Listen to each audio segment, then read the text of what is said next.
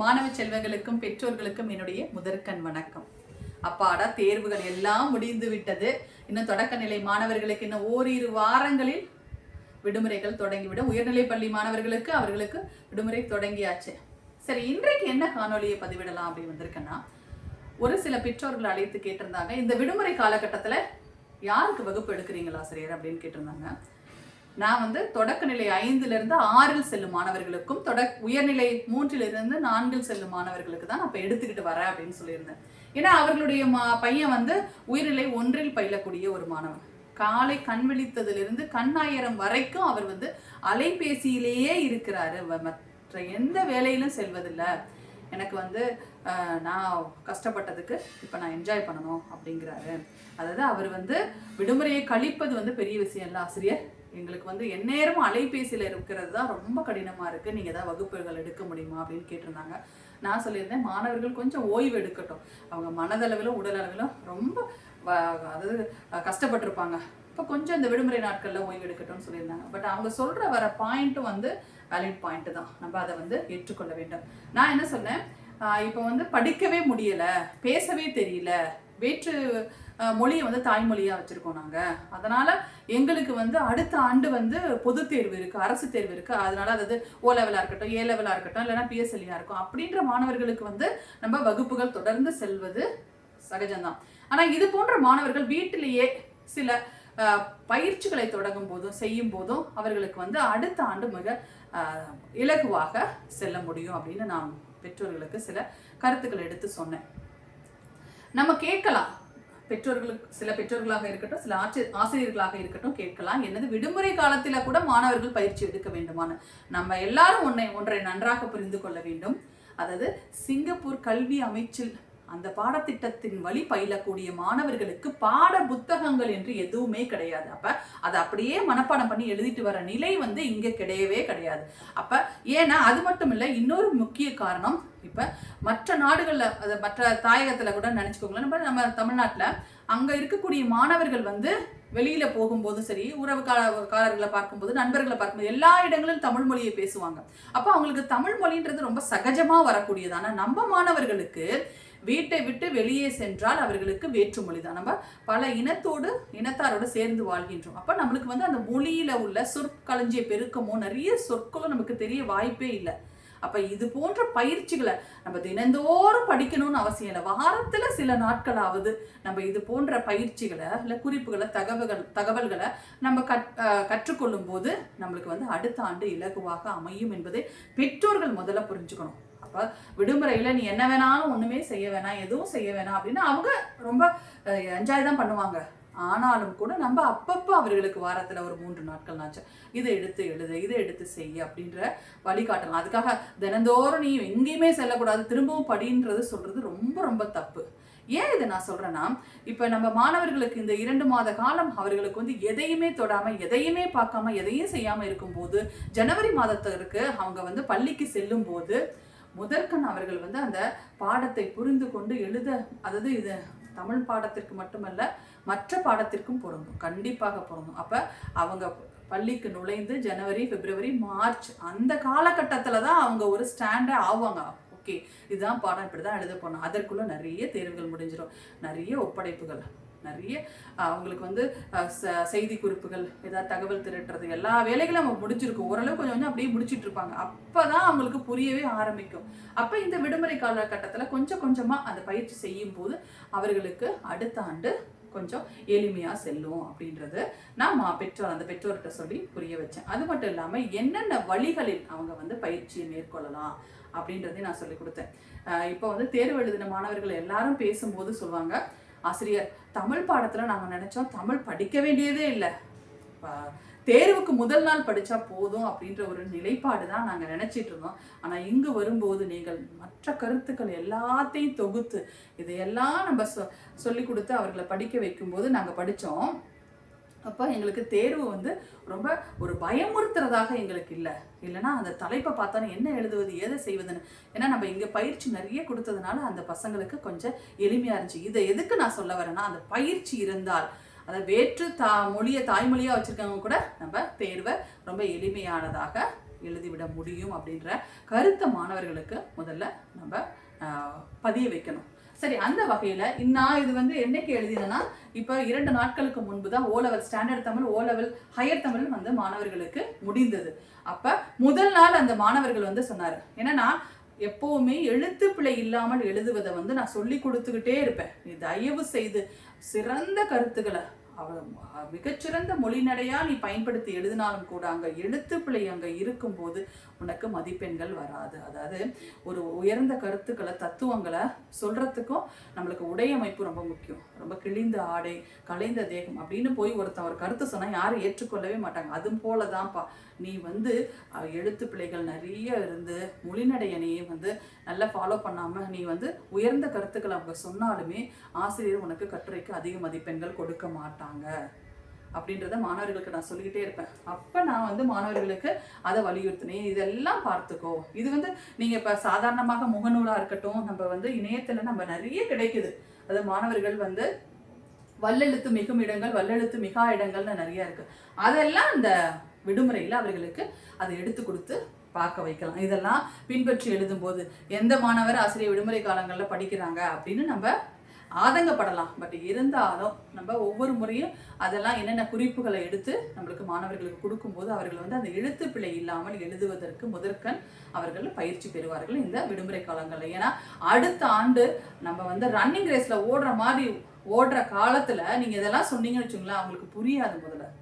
அப்போ இது முதல்ல முக்கியம். அதற்காகத்தான் இதை வந்து நான் அழிக்காமல் மாணவர்களுக்கு காட்டுவோம் அப்படின்றதுனால இதை எழுதி வச்சுருக்கேன். நிறைய உங்களுக்கு இருக்கும். அங்கே பாருங்களேன், ஆயி, அந்த, அங்கு, அப்படி, 2ஆம் வேற்றுமை விரியில 4ஆம் வேற்றுமை விரியின் போது எப்படி வரும், அக்ரணை பெயரை அடுத்து வரும், அதற்கு உடமையான இன்னொரு பெயர்ச்சொல் வந்தால் எப்படி வந்து அங்கே வந்து ஒற்றுமைக்கும், அப்புறம் பண்பு தொகையில் 2 பெயரெட்டு பண்பு தொகையில் ஊர் பெயரை அடுத்து வரும்போதும் சரி, ஓரெழுத்து ஒரு மொழி வரும்போதும் சரி, அரை, பாதி, 8, 10 இது போன்ற எண்ணு பெயர் சொற்களின் பின்பு கூட வல்லெழுத்துக்கள் எப்படி பிடிக்கும் அப்படின்னு இந்த குறிப்புகளை அவங்க தினந்தோறும் பார்த்துக்கிட்டு வந்தால் அவங்களுக்கு கொஞ்சம் அந்த எழுத்து பிழை இல்லாமல் எழுத இப்போவே ஆரம்பிச்சிருவாங்க. இதெல்லாம் நம்மளுக்கு வந்து அதற்கான நேரம் இதை சரியாக பயன்படுத்தி கொள்ள வேண்டும்.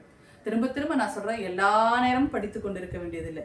அந்த ஒரு அரை மணி நேரம் போதும் தினந்தோறும் ஒவ்வொரு பாடத்திற்கும். அப்படி வச்சிருந்தாவே அவங்களால நல்ல எளிமையாக அந்த ஆண்டை கடக்க முடியும் அப்படின்றத நான் சொல்லிக்கிறேன். அடுத்தது, இப்போ மாணவர்களுக்கு மொழியை கற்று தேரும் பொழுது 4 அடிப்படை விஷயங்கள் அவங்களுக்கு நிச்சயமாக அதை வளர்த்து கொள்ள வேண்டும். ஒன்று, கேட்டல் திறன். இன்றைக்கு மாணவர்கள் எதையுமே கேள்வி முயல்னு அவையார் வாக்கியிருக்கினாங்க. கேள்வி முயல நிறைய கேட்க வேண்டும், அதை கேட்பதே கிடையாது, வாசிப்பதும் கிடையாது. அப்புறம் எப்படி அவங்களுக்கு எழுத்து திறன் சிறப்பாக இருக்கும்? அதற்கப்புறம் பேச்சு திறன். பார்த்தீங்கன்னா எழுத்து திறனை சோதிப்பதற்கு நிறைய நம்மளுக்கு தேர்வுத்தாளில் நிறைய அதாவது பிரிவுகள் இருக்கு. தாள் 1 தாள் 2ல நிறைய இருக்கு. ஆனால் இதில் பார்த்தீங்கன்னு வச்சு பயிற்சிகள் இருக்கு. ஆனால் நம்மளுக்கு வந்து வாய்மொழி பயிற்சியில் அவங்க பேசுறதுனால மட்டும்தான் மதிப்பெண்கள் கிடைக்கும். இப்போ நீங்கள் எழுத்து திறனா கட்டுரை இருக்கு, சுயவடை கருத்தறிதல் இருக்கு, உணர்வு கருத்தல், பிழை திருத்தம், சொற்புணர்ச்சி, சொற்பொருளாக இருக்கட்டும், மற்ற அமைப்பு சொற்களாக இருக்கட்டும், வாக்கியத்தை முடித்தல், இது மாதிரி நிறைய பிரிவுகள் இருக்கு, நிறைய பயிற்சிகள் இருக்கு. அதில் ஏதாவது ஒன்று நல்லா எழுதி அவன் எழுத்து தேர்வில் நல்ல மதிப்பெண்கள் எடுத்து விடலாம். ஆனால் வாய்மொழி தேர்வை பொறுத்தவரை அவன் பேசினால் மட்டுமே, அவன் பேச்சு சிறப்பாக இருந்தால் மட்டுமே மதிப்பெண்கள் கிடைக்கும். அப்ப இன்றைக்கு மாணவர்களை பார்க்கும்போது, எஸ்பெஷலி வந்து உயர்நிலை பள்ளி மாணவர்களுடைய பேச்சை பார்க்கும்போது ரொம்ப மனசுக்கு ரொம்ப கடினமாக இருக்குது. ஏன்னா கொஞ்சம் தமிழ்ல, மழலை தமிழ்ல ஆங்கில சொற்கள் நிறைய கலந்து பேசுறாங்க. ஏன்னா தொடக்கநிலை பள்ளி மாணவர்கள் ஓரளவு பெற்றோருக்கு பயந்தாவது, ஆசிரியருக்கு பயந்தாவது அவங்க படிச்சிடறாங்க. ஆனால் உயர்நிலை பள்ளி மாணவர்கள் பயம் இல்லைன்னு சொல்ல வரல, அவங்களுக்கு வந்து அந்த வளர்ச்சியின் காரணமாக, அந்த டீனேஜ்னு சொல்லக்கூடிய அந்த காலகட்டத்தின் காரணமாக அவர்கள் வந்து இதுக்கெல்லாம் நான் பயிற்சி எடுத்துக்கணுமா, இதெல்லாம் நான் படிக்கணுமா அப்படின்ற ஒரு அந்த மேம்போக்குத்தனத்தினால, அவர்களுக்கு வந்து அந்த அறியாத காரணத்தினால அவர்கள் செய்கிற அந்த பிழைகள்லாம் பார்க்கும்போது ரொம்ப கஷ்டமாக இருக்குது. பட் அவங்க கஷ்டப்படுறாங்க தான், நான் இல்லைன்னு சொல்ல. மற்ற பாடங்கள் நிறைய பாடங்கள் இருக்குது, சிசிஏ இருக்குது, மற்ற டியூஷன்ஸ் போகணும், நிறைய இருக்குது. பட் இருந்தாலும் கூட அந்த அலட்சிய போக்குனால நிறைய பிழைகள் அவர்களுக்கு ஏற்படுது. அது அந்த வாய்மொழி தேர்வில் அவங்க செய்கிற பிழைகளை பார்க்கும்போது ரொம்ப கடினமாக இருக்குது. அப்போ அதற்கு என்ன வாய்மொழி தேர்வுக்கான பயிற்சிகள், அதை வந்து எப்படி சில தலைப்புகளை எப்படி பேசலாம், என்ன செய்யலாம்.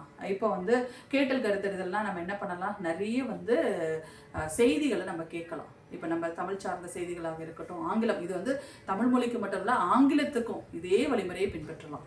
அப்போ நிறைய செய்தித்தாள்கள் படிக்கிறது, நிறைய செய்திகள் கேட்குறது, இதெல்லாம் கேட்டல் திறனுக்கு நம்மளுக்கு பயன்படும். அதற்கு பிறகு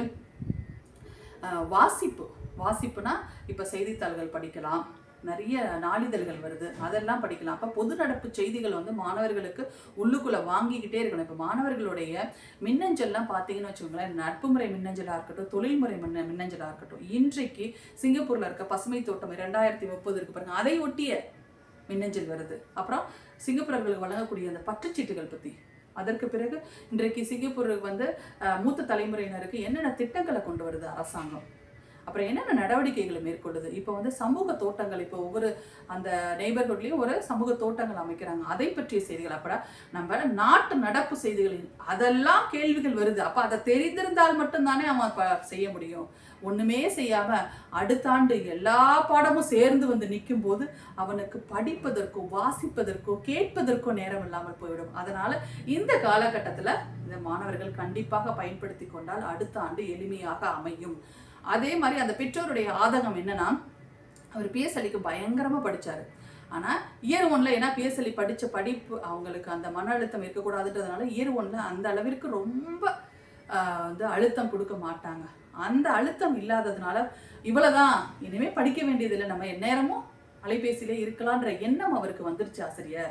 அதனால அதை மாற்றணும் அப்படின்றதுனால தான் அவங்க கேட்டிருந்தாங்க. அதற்காகத்தான் நான் சொல்லியிருந்தேன். அதனால இது போன்ற சில வழிமுறைகளை பின்பற்றி அவர்கள் படிக்கும்போது நிச்சயமாக நல்ல தேர்வில் மதிப்பெண்கள், அதாவது மொழி பாடத்தில் நான் ஆங்கிலமும் தமிழுக்கும் தான் சேர்த்து சொல்லியிருக்கேன், இந்த மொழி பாடங்களில் அவர்கள் நல்ல மதிப்பெண்கள் எடுக்க முடியும். அது மட்டும் இல்லாமல் இப்போ இந்த ஓலெவல் எழுதின அந்த மாணவர்களில் ப்ரிலிம் முடிச்சுட்டு அந்த மாணவர்கள் ரத்த கண்ணீர் விடாத குறை, ஆசிரியர் எங்களுக்கு ப்ரிலிமில் சுத்தமாக மார்க் அடிச்சுட்டு போயிடுச்சு. அப்போ நான் சொல்லியிருந்தேன், நான் உங்களுக்கு எத்தனை முறை சொல்லியிருக்கேன், மற்ற பாடங்கள் ரொம்ப முக்கியம் தான். மற்ற பாடங்களை வாரம் தினந்தோறும் எடுத்தினாலும் இது வாரத்திற்கு 2-3 நாட்களாவது எடுத்து படிமா, எழுதி பாருமா, இந்த வழிமுறைகளை நான் பின்பற்றுமா. நான் சொல்லும்போது நீங்கள் என்ன சொன்னீங்க, சரி தமிழுக்கு எப்படி ஆசிரியர், எதுக்கு ஆசிரியர் இவ்வளோ நாட்கள் செலவு பண்ணணும்னு சொன்னீங்களே, இப்போ பாருங்கள் எப்படி இருக்குன்னு. அப்போ அவர் என்ன சொன்னார், என்னால் ஆங்கிலத்தில் என்னால் எவ்வளோ பண்ணியும் கொண்டு வர முடியல, அப்போ தமிழில் எளிமையாக என்னுடைய தாய்மொழி நான் கொண்டு வர முடியுமா, அந்த நிலைக்கு வந்துட்டார். அப்புறம் அதற்கப்புறம் அவருடைய அந்த பயிற்சியை உணர்ந்து செய்யும்போது நல்ல சிறப்பாக தேர்வு எழுதியிருக்கும் ஆசிரியர். அது இல்லாமல் எங்களுக்கு வந்து இத்தனை வழிமுறைகளை பின்பற்றினா இவ்வளோ எளிமையாக இருக்குன்னு எங்களுக்கு தெரியவே இல்லை. இதை தெரிஞ்சும் போது ரொம்ப சந்தோஷமாக இருந்துச்சு. இது ஆரம்பத்திலே செஞ்சிருந்தா நான் ப்ரிலிமில் நல்ல மார்க் எடுத்திருப்பேனே அப்படின்றத ஆதகமாக இருந்துச்சு. அதனால் மாணவர்களுக்கு அதுக்கு புரியணும். இப்போ ஓலெவல் வந்துச்சுன்னா அந்த மாணவர்களுக்கு அந்த வயது வந்துடும், புரிஞ்சிடும். ஆனால் அந்த செக் 1, செக் 2, செக் 3 மாணவர்களுக்கு புரியாது, இது எவ்வளவு முக்கியம் அப்படிங்கிறது புரியாது. அப்போ பெற்றோர்கள் தான் அவங்களுக்கு எடுத்து சொல்லணும். இல்லை விடுமுறை உனக்கு முழுக்க புத்தகத்தெல்லாம் லாக்கரில் வச்சு பூட்டி போட்டுட்டு நீ நேரம் அலைபேசியிலே வாழுன்னா அவங்க ஜனவரி, பிப்ரவரி, மார்ச் அந்த மாதம் 3 மாதங்கள் அவங்க தடுமாறி போயிடுவாங்க. அதற்கு பெற்றோர்கள் அனுமதிக்காமல் இது போன்ற சின்ன வந்து பயிற்சிகள் அவர்கள் கொடுப்பதன் மூலம் அவர்கள் நல்ல மதிப்பெண்கள் எடுக்க முடியும். இதை பகிர்ந்துக்கலாம் என்றதுனால தான் இந்த காணொளியை பகிர்ந்தேன். அனைவருக்கும் நன்றி.